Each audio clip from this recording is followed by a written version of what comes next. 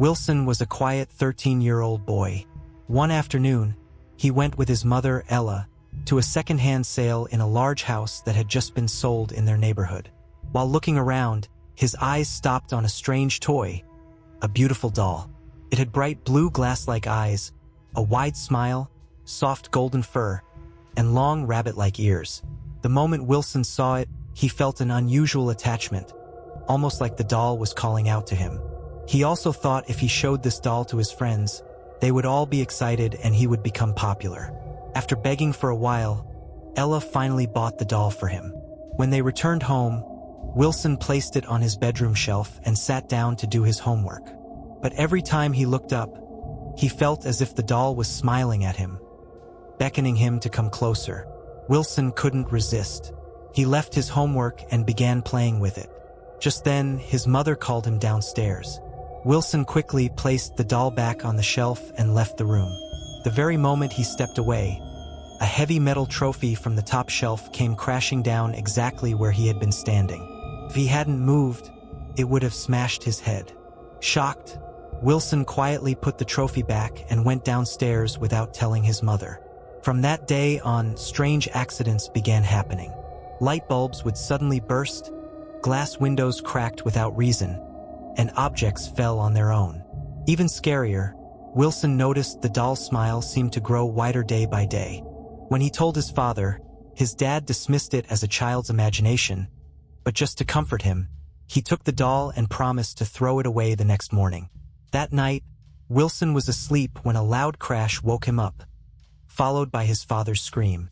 Wilson jumped out of bed only to find the doll lying inches from his face, smiling directly at him.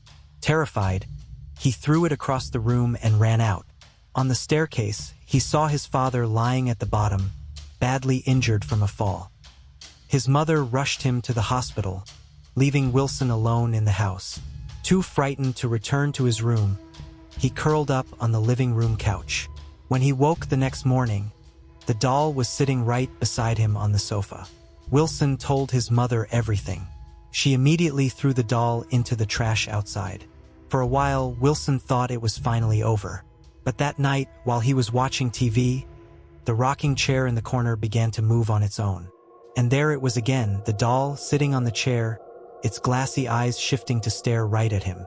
The next day, Wilson went back to the house where the sale had been.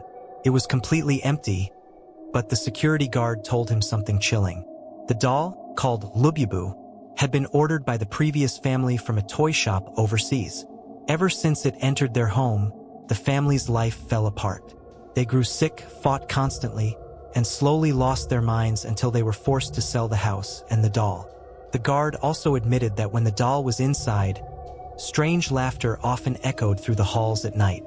Wilson now understood the danger. At school, he threw the doll into the playground to get rid of it. But his best friend, Chris, picked it up, laughing and mocking Wilson's fear. Suddenly, a baseball flew at high speed and struck Chris in the head. He fell onto a sharp nail lying in the field, killing him instantly. The school thought it was a freak accident, but Wilson knew the truth. The doll was cursed. That night, in desperation, Wilson cut the doll into pieces and burned its remains. But when he returned to his room, the doll was waiting for him, completely whole, sitting on his bed. From inside it came a terrible, mocking laughter. Wilson stayed awake the entire night, trembling as he watched it smile. By morning, bite marks covered his body. Terrified, his parents finally called a priest. The priest, upon seeing the doll, turned pale and said it wasn't just a toy but a vessel for something truly evil.